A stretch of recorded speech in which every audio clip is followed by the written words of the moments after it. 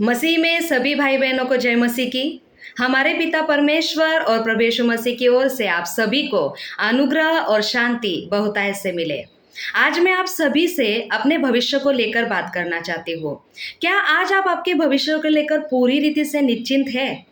क्या आप आगे बढ़ रहे हैं? क्या पहले से ज़्यादा आपका प्रार्थना का जीवन, वचन का जीवन मजबूत हो चुका है? क्या आप पहले से ज़्यादा समर्पित और आज्ञाकारी जीवन अब जी रहे हैं? बहुत सारे लोग कहेंगे कि मैं तो पहले से ज़्यादा पीछे आ चुका हूँ, बस हम कलीसिया जा रहे हैं, उससे ज़्यादा हम कुछ नहीं कर रहे हैं। ऐसा क्यों? क्योंकि नीति वचन उसके अध्याय 29 के 18 वचन में लिखा है कि जहाँ पर दर्शन की बातें नहीं होती ना, वहाँ पर लोग निरंकुश हो जाते हैं। आज हम बहुत सारे मसीह लोगों को निरंकुश देखते हैं, उदास, निराश, गुनगुने हो चुके हैं, बस कलीसिया जा रहे हैं, उससे बढ़कर हम कुछ नहीं कर पा रहे हैं। क्यों? क्योंकि दर्शन नहीं है। दर्शन का अर्थ होता है उज्जवल भविष्य के प्रति दूरदृष्टि रखना, एक स्पष्ट योजना जिसके लिए एक आंतरिक बोझ होना चाहिए और उसे प्राप्त करने के लिए एक जुनून, इसे कहते हैं दर्शन।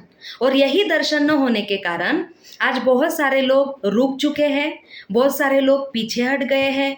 दर्शन न होने के कारण लोग अपना ध्यान केंद्रित नहीं कर पाते। दर्शन न होने के कारण हम आगे बढ़ नहीं पाते। दर्शन न होने के कारण हम किसी व्यक्ति और या किसी परिस्थिति के कारण ठोकर खाते हैं, क्योंकि दर्शन ही हमें हमारे भविष्य के लिए अगुवाई करता है। जिस व्यक्ति के पास दर्शन है ना, वो व्यक्ति कभी भी रुकेगा नहीं।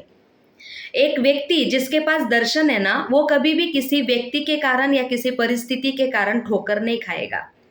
जिस व्यक्ति के पास दर्शन होता है ना, वो व्यक्ति कभी भी अपनी जगह नहीं छोड़ता।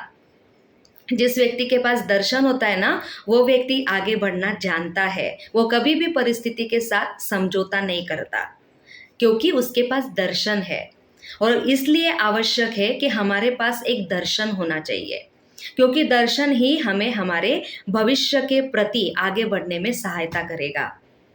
आज आप भले ही निराश है, आज आप भले ही पीछे आ चुके हैं, आप हारा हुआ अनुभव करते हैं, भले ही आज आप रुक गए हैं, आपने जैसा सोचा था वैसा आज आपके जीवन में आप नहीं देख पा रहे हैं, लेकिन फिर भी आपका आज आपकी सच्चाई नहीं है।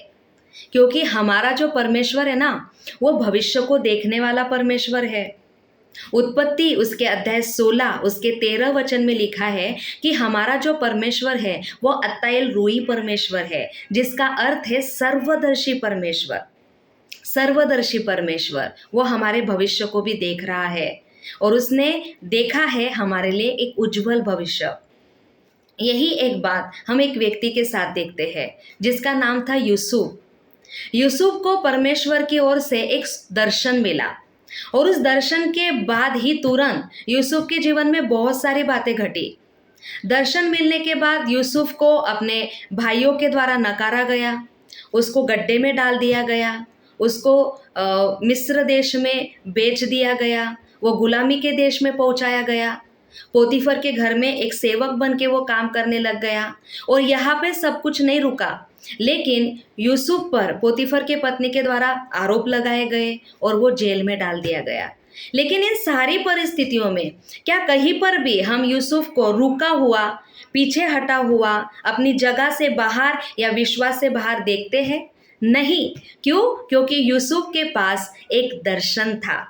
यूसुफ को पता था कि मेरे भाई मेरा आज देख रहे हैं, पोतीफर की पत्नी फिरौन मेरा आज देख रहा है, लेकिन मेरा अत्ताएल रोई परमेश्वर मेरा भविष्य देखता है। और उस दर्शन के कारण यूसुफ रुका नहीं, यूसुफ निराश नहीं हुआ, विश्वास से बाहर नहीं आया, लेकिन वो आगे बढ़ सका और वो आगे बढ़ा और उसने एक समय आया कि वो मिस्र का पंतप्रधान बन गया। हालेलुया! अत्ताएल रोई परमेश्वर आपके भविष्य को जानता है, इसलिए परमेश्वर से हमें एक दर्शन प्राप्त करना है। अगर आप आगे बढ़ने की इच्छा रखते हैं, अगर आप आपके भविष्य में कुछ प्राप्त करना चाहते हैं, तो आपको परमेश्वर से निश्चित दर्शन की मांग करना चाहिए।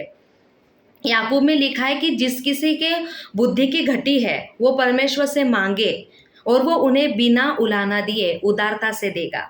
अगर आज आपके पास बुद्धि की घटी है तो बुद्धि की घटी का ग्रीक अर्थ है समझ की घटी, मार्गदर्शन की घटी, दर्शन की घटी। अगर आज आपके पास दर्शन की घटी है, समझ की घटी है, तो आप परमेश्वर से मांगे। वो ये नहीं कहेगा कि नहीं मैं तुझे दर्शन नहीं दे सकता, तेरी उतनी क्षमता नहीं है, तेरी उतनी बुद्धि नहीं है, तू कर नहीं पाएगा। नहीं, परमेश्वर हमें उलाना नहीं देंगे, लेकिन वो हमें उदारता से देंगे। हम एक दर्शन प्राप्त कर सकते हैं और हम आगे बढ़ सकते हैं। तो ये जो दर्शन हम प्राप्त करते हैं ना, वो दर्शन किस बात से संबंधित होने चाहिए?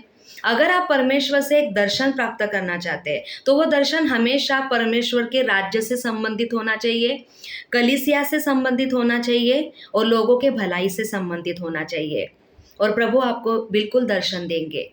बहुत सारे लोग इच्छा करते हैं कुछ करने की। देखो, इच्छा और दर्शन, इन दो बातों में फर्क है। जो व्यक्ति इच्छा करता है ना, वो व्यक्ति बोलता ज्यादा है और काम कम करता है। जिस व्यक्ति के अंदर सिर्फ इच्छा है ना, वो व्यक्ति लोग और प्रयोजनों पर ज्यादा निर्भर रहता है।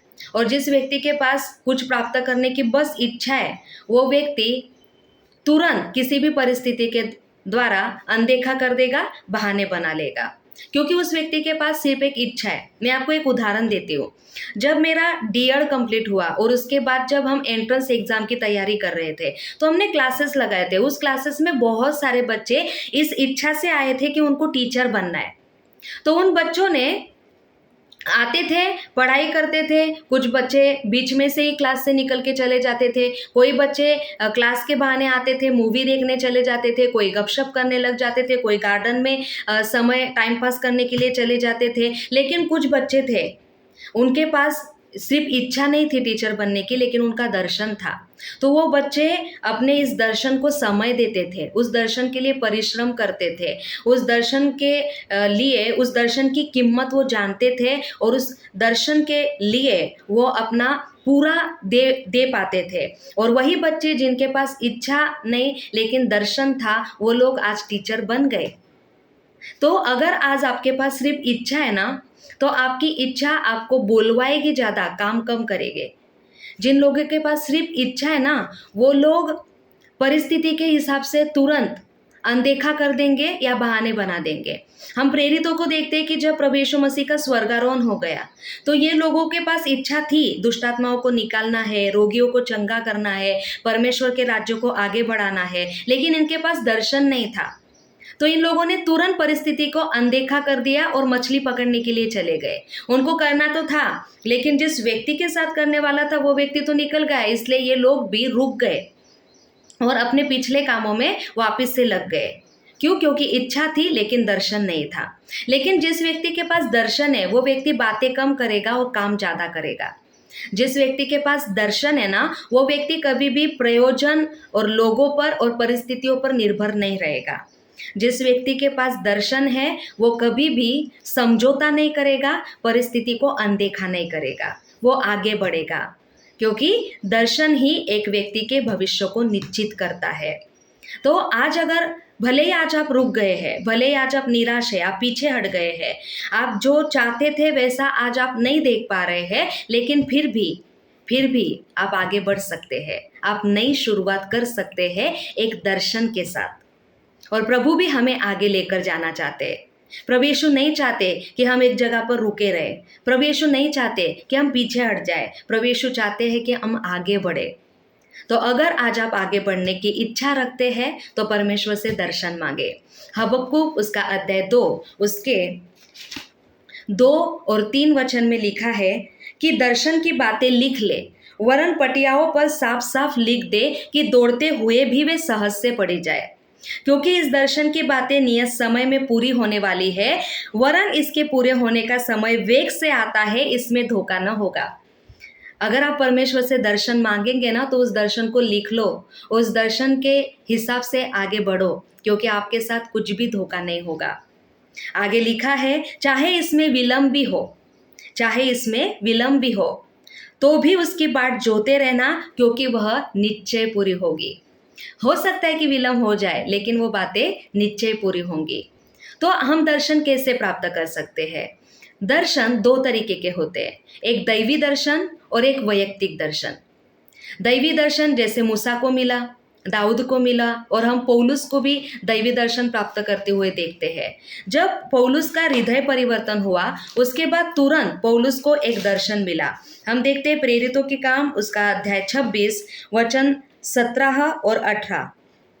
और मैं तुझे तेरे लोगों से और अन्य जातियों से बचाते रहूंगा जिनके पास मैं अब तुझे इसलिए भेजता हूँ कि तू उनकी आंखें खोले कि वे अंधकार से ज्योति की ओर और शैतान के अधिकार से परमेश्वर की ओर फिरे, कि पापों की क्षमा और उन लोगों के साथ जो मुझ पर विश्वास करने से पवित्र किए गए हैं मिरास पाए।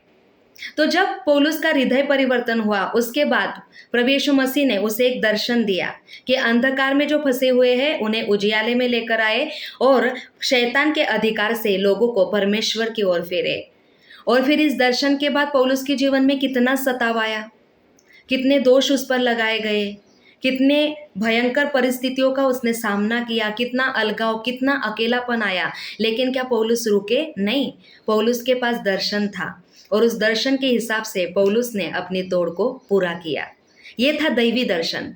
और दूसरा होता है वैयक्तिक दर्शन, जो आपको प्रार्थना के द्वारा, वचन के द्वारा या आपके अगुओं के द्वारा मिलेगा। जैसे हम देखते हैं तीतुस उसके अध्याय 1 और 5 वचन में लिखा है कि जहाँ पर पौलुस तीतुस से कहते हैं कि मैंने तुझे क्रेते में पीछे इसलिए छोड़ा कि तू शेष बातों को सुधारे और जगह जगह पर प्राचीनों को नियुक्त करे। यहाँ पर तीतुस को परमेश्वर की ओर से नहीं लेकिन पौलुस के द्वारा एक दर्शन मिला और इस हिसाब से तीतुस अपने दर्शन के अनुसार आगे बढ़ा। तो आप दर्शन प्राप्त कर सकते हैं। हो सकता है कि परमेश्वर ने आपको बुलाया हो, या हो सकता है आपके अगुओं के द्वारा, प्रार्थना के द्वारा, वचन के द्वारा परमेश्वर ने आपसे बात की हो, तो वो आपके जीवन के लिए एक दर्शन है। और अगर ऐसा नहीं हुआ है तो आज आप आपके दर्शन को परमेश्वर से मांगे और वो आपको उदारता से देंगे।